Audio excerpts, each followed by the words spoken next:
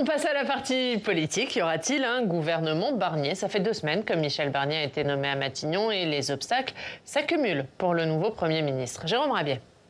Depuis 2 jours, les macronistes haussent le ton face aux rumeurs de hausse d'impôts que Michel Barnier pourrait annoncer. Hier matin, Gérald Darmanin était très clair sur la question.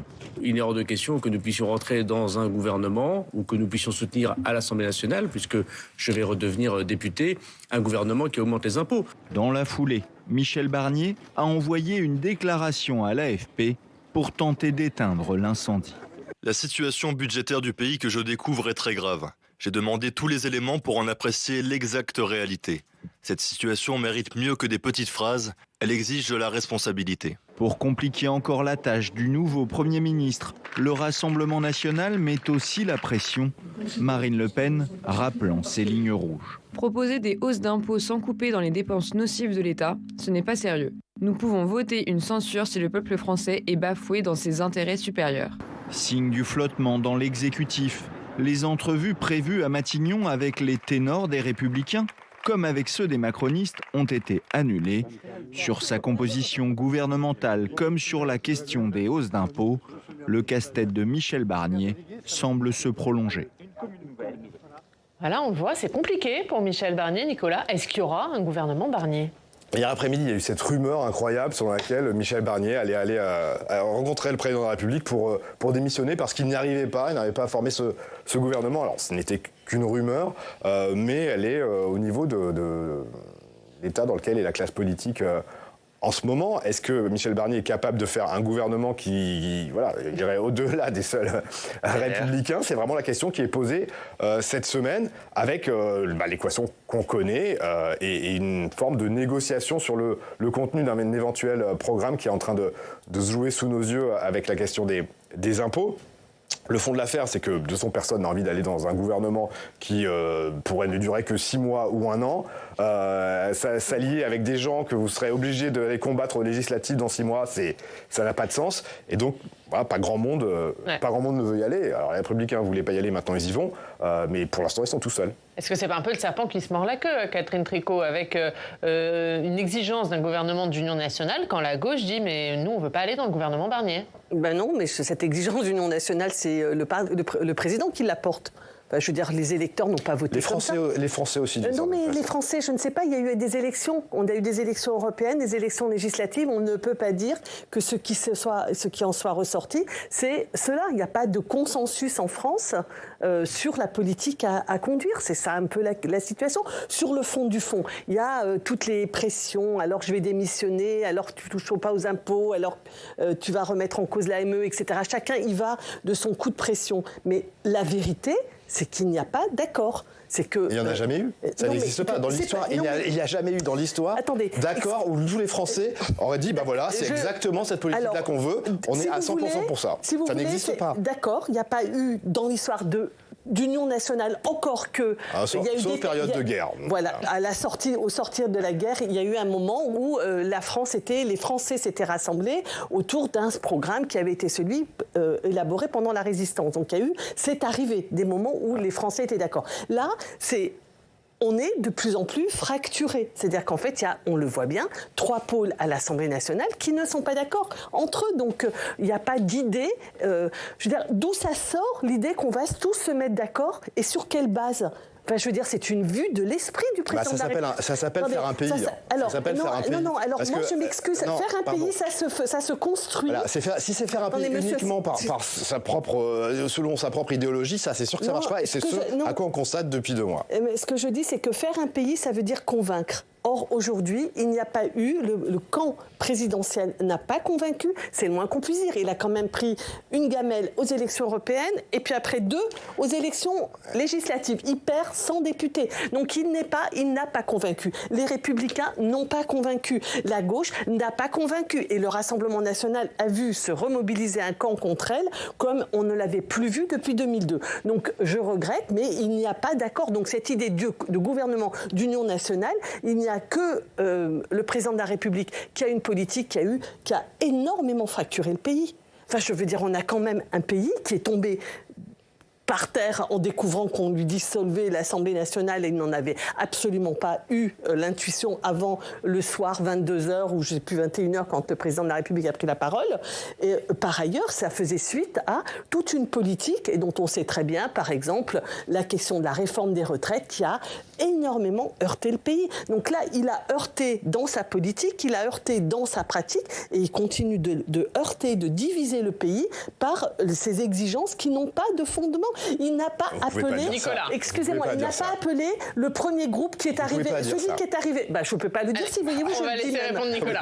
Non, mais des exigences qui n'ont pas de fondement. Elles ont un fondement, ces exigences, c'est que la France puisse avoir un gouvernement qui gouverne et qui, notamment, fasse un budget, parce qu'on en a besoin. Vous aussi, vous avez besoin du budget. On a tous besoin que les choses soient dans l'ordre et se déroulent, même si elles se font, et elles se font probablement à minima. Donc, le camp présidentiel que vous évoquez, c'est le seul qui a tendu la main aux autres, en disant, écoutez, personne n'a la majorité, donc on va faire comme ça se fait partout dans le monde, on va essayer de construire quelque chose, et on est prêt à faire des concessions. Les autres n'en ont fait aucune. Mais ils ont dit qu'ils étaient prêts à faire des concessions. Pas de hausse d'impôts. Les impôts sur la fortune.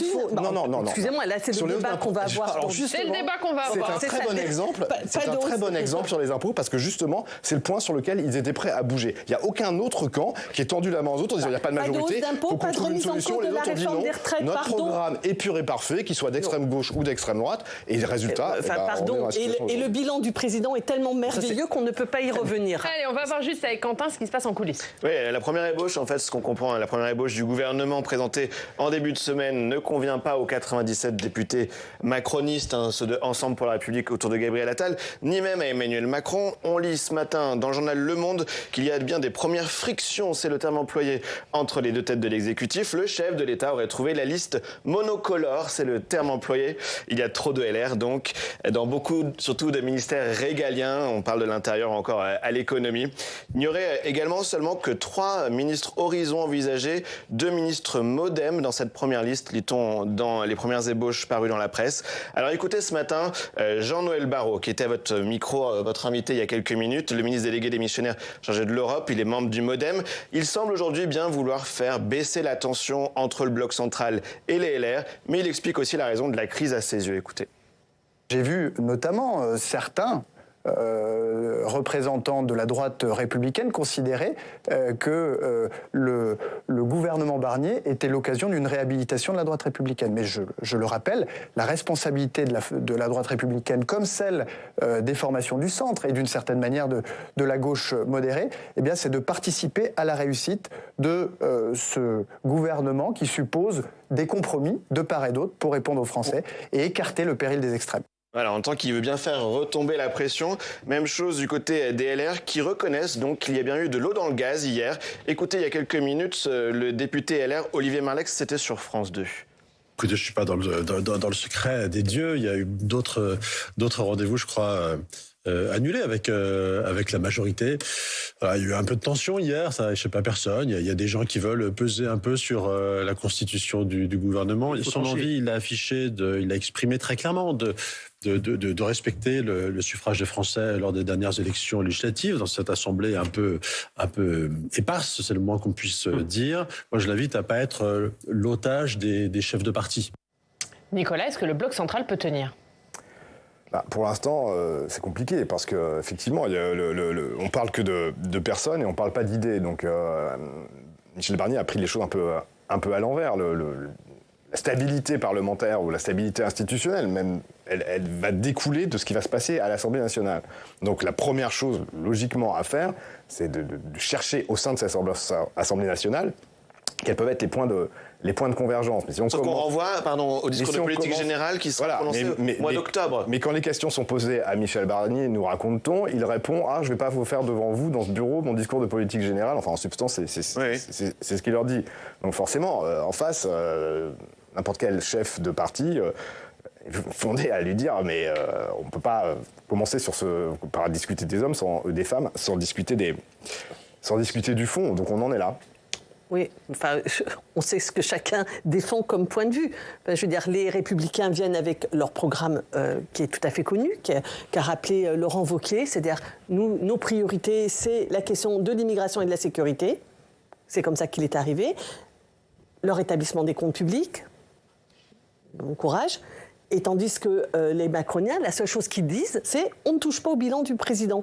Donc, je veux dire, c'est quand même très, très compliqué. On ne peut pas dire à l'instant T que les choses ne soient pas connues, ni que le compromis soit tellement évident. Et on a un compromis, une discussion qui est quand même entre des gens qui ont été battus. C'est ça que je veux vous dire. C'est que ce sont des gens qui ont été battus aux élections. J'entends bien que chacun essaye de tirer la couverture à soi, mais on ne peut pas imaginer un gouvernement républicain comme celui qui est sorti dans la presse hier, dans lequel on voyait bien que c'était des républicains ou d'anciens républicains passés à la Macronie. Enfin, il n'y avait que des républicains. Donc je comprends bien que c'était monocolore comme ça a été dit, mais ils sont tout petits. Ils ont 47 députés, ils n'ont pas la force pour gouverner, ils n'ont pas le soutien politique dans le pays. Ce n'est pas simplement à l'Assemblée nationale. Quant au groupe dit groupe central, Renaissance et leurs alliés, ensemble, je veux dire, ils sont trop petits eux-mêmes et ils ont aussi été battus. Donc il y a quelque chose qui ne tourne pas rond. Je veux dire, on est dans une fragilité politique qui n'est pas qu'un mécano politique, qui n'est pas qu'un problème de construction d'un groupe qui d'ailleurs, eux, tous ensemble, n'ont pas la majorité, mais on n'est pas que dans cette difficulté-là. On est dans une difficulté vis-à-vis du pays. Les gens se sentent trahis par ce qui est en train de se passer. On ne tient pas compte du résultat des élections, les deux qui viennent d'avoir lieu, européennes et législatives. Et ça crée un problème très sérieux. 1, de fragilité politique, 2, de fragilité démocratique, dont on ne sait pas comment ça va se terminer. Je veux dire, on est en train de jouer en ce moment avec la démocratie, nos institutions, de façon extrêmement périlleuse. Et donc, on ne peut pas continuer comme ça. Enfin, je veux dire, ce jeu de bonto et de poker menteur est en train de tout casser. Sur le plan des institutions, moi, je suis plutôt frappé par le fait qu'elles résistent. C'est-à-dire que vous avez des partis qui sont tous minoritaires, un président de la République qui est dans les sondages particulièrement bas, dont le camp a perdu, comme vous l'avez souligné, et pourtant tout continue de fonctionner. C'est-à-dire que s'il y avait l'alliance des extrêmes qui voulait tout balayer, elle se serait déjà faite, elle n'a pas eu lieu. Donc ça veut dire que pour l'instant, les Françaises, les Français et la classe politique dans son ensemble, les élus qui ont le pouvoir, considèrent que le fonctionnement institutionnel doit perdurer on est tel un peu qu'il au est point mort aujourd'hui. politiquement sur le budget, la Nouvelle-Calédonie, les agriculteurs. Bien sûr, mais si vous voulez, on est quand même à un moment où le roi est presque nu et personne ne le remet fondamentalement en cause. Et la procédure des institutions, on sait bien qu'elle aboutira pas. Donc le point le plus frappant du moment, c'est qu'effectivement, tout est en miettes et pourtant, les personnages institutionnels dans leur poste continue de les occuper sans qu'ils soient remis en cause de façon sûre et certaine. Mais non, mais vous plaisantez tout à l'heure, vous receviez un ministre chargé de l'Europe qui, en même temps, à l'Assemblée nationale, dirige la commission des affaires étrangères. Madame, il n'y a personne dans la rue qui manifeste contre ça. Oh non, mais attendez, excusez-moi d'abord, l'Assemblée, ils ne sont pas rentrés, mais cette superposition, alors que normalement, quand même, depuis mon question, on en est à la institutions. Mais non, c'est pas un respect des institutions, on fait la confusion. Ça, c'est votre analyse. Mais non, attendez, monsieur. La confusion de l'exécutif et du législatif, excusez-moi, ça fait partie. On est d'accord, mais je suis d'accord intellectuellement. Vous n'allez pas me dire que c'est respecté. C'est pas parce que les gens ne manifestent pas qu'ils ne voient pas qu'aujourd'hui, il y a une confusion. Et on a séjourné là, c'est formidable, séjourné, il est ministre, député, commissaire européen. Non mais attendez. Arrêtez. Non mais ce que je veux vous dire, monsieur, ne me dites pas que les institutions sont respectées. Elles sont fragilisées. Le fait que les Français ne manifestent pas ne veut pas dire qu'ils ne le voient pas. Et attendez que le Parlement rentre, on peut continuer d'enfreindre les règles démocratiques, on verra comment ça se terminera. Je suis d'accord avec vous sur Il faut arrêter de manipuler et de maltraiter les institutions. Je suis d'accord avec vous sur l'incohérence. Je suis d'accord avec vous sur l'incohérence dans laquelle on est. On est dans une situation qui est incohérente. Et pour autant, on voit que Michel Barnier, vous avez dit qu'il avait très peu de légitimité. Enfin, vous ne l'avez pas dit comme ça, mais c'est ça que vous vouliez dire. C'est exact, il a très peu de légitimité. Et pourtant, personne ne conteste le fait qu'il soit Premier ministre. Bah, vous plaisantez. Dans les sondages d'opinion, les Français sont une majorité à considérer qu'il pourrait être un bon Premier ministre. Il n'y a pas dans le pays de remise en cause profonde du fonctionnement, alors qu'on est dans pleine incohérence. Et moi, je trouve ça particulièrement frappant, cette espèce de solidité et de patience des Français face à la situation actuelle. C'est quelque chose on verra. On va revenir à ce qui coince, et notamment ce qui coince ces dernières heures, c'est la question des impôts, Quentin. Oui, c'est vrai qu'on a vu dans le sujet de Jérôme Rabier tout à l'heure, Gérald Darmanin sur France 2 hier, être très véhément sur cette question, disant qu'il était hors de question qu'il participe à un gouvernement s'il y avait une hausse des impôts. Mais cette sortie pourrait être davantage stratégique que véritablement un problème sur le fond.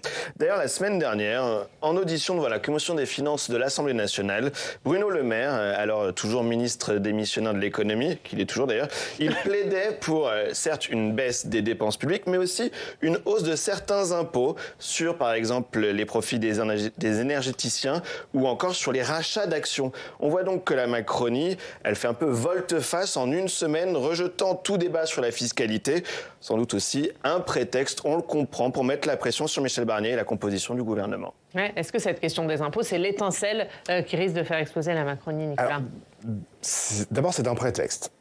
Parce que le camp macroniste était prêt, était disposé à discuter d'éventuelles hausses d'impôts très ciblées. Et il y avait même des choses qui étaient dans les tuyaux. Et je pense par exemple au rachat d'actions qui a été aussi validé, annoncé par le président de la République. Donc il y a certains éléments de la fiscalité qui pouvaient évoluer. Vous discutiez cet été avec des députés macronistes et vous expliquez que une hausse d'impôts très ciblée sur les plus riches, peut-être pour financer la transition énergétique, comme l'avait demandé le rapport Pisani, fallait peut-être mettre ça aussi dans la corbeille, etc. Donc il y avait une ouverture à avoir un réajustement fiscal. Et puis on sait très bien que, la logique voudrait qu'il y ait aussi des recettes fiscales qui viennent, même temporairement, pour la question des déficits publics.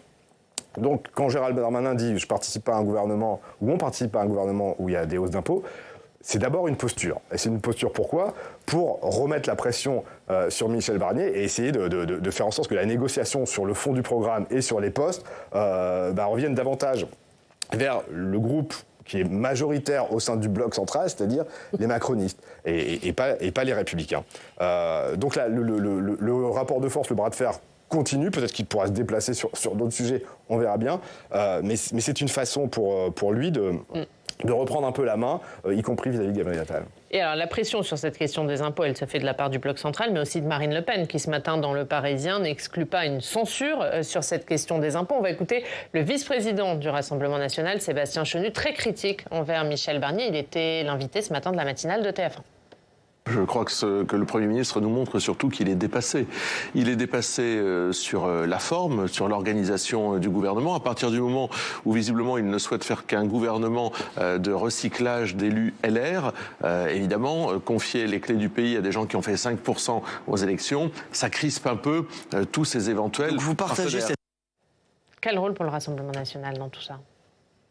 Pour l'instant, ce qu'ils font, c'est qu'ils font pression et continuent surtout, à mon avis, d'essayer d'incarner un certain bon sens, c'est-à-dire qu'on ne va pas toucher aux impôts du plus grand nombre.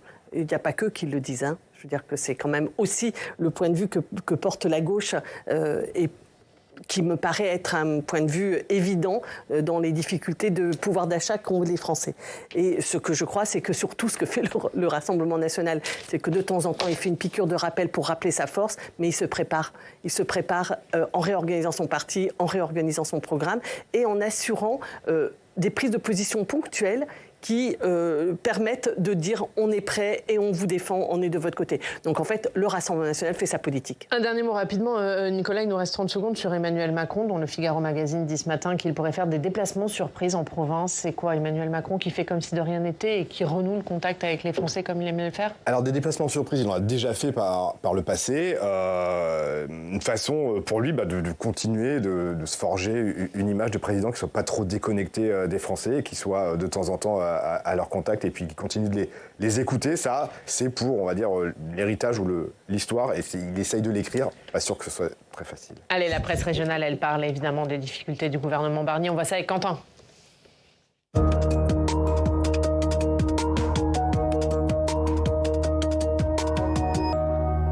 Et Quentin, la presse régionale qui parle du terrible casse-tête de Michel Barnier. Oui, expression casse-tête qu'on a déjà employée dans cette émission depuis plusieurs jours, voire même plusieurs semaines maintenant. Ouest France qui donc parle d'un délicat exercice d'équilibriste face à une assemblée fragmentée.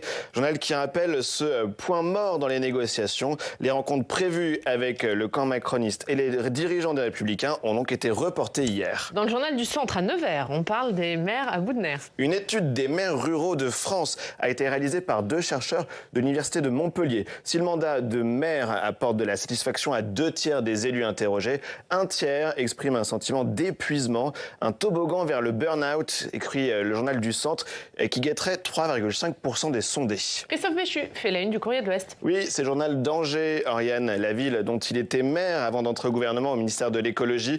Christophe Béchu trépigne, il a hâte de redevenir maire. Le conseil municipal qui doit le réélire maire est déjà prévu lundi. Mais attention, si le nouveau gouvernement Barnier n'est pas connu d'ici là, Christophe Béchu devra encore attendre pour faire son retour dans la ville. Nice Matin relance le débat sur les frontières. Faut-il les fermer? Oui, comme l'Allemagne qui a mis en place un renforcement temporaire des contrôles à ses frontières. Les maires de Nice et de Menton réclament la même chose avec l'Italie, sauf qu'on lit ce matin dans Nice Matin que effectivement à Menton, les contrôles n'ont jamais cessé depuis les attentats de 2015. En 2023, le gouvernement a même encore renforcé la frontière franco-italienne avec une border force, des moyens supplémentaires en cas d'afflux au point de passage. Un mot de foot pour terminer? Oui, avis aux supporters bretons. Ce soir, le Stade brestois joue en Ligue des Champions. C'est son tout premier match dans cette compétition. Le Télégramme se réjouit déjà de voir le club dans la cour des grands. Premier coup de sifflet à 21h ce soir. Petit clin d'œil à notre collègue Alex qui supporte les clubs bretons. Et on souhaite évidemment bonne chance à Brest. Merci Quentin, merci Catherine Tricot, merci Nicolas Prissette d'avoir été avec nous dimanche. Évidemment, on lira la tribune dimanche. Merci à tous de nous avoir suivis.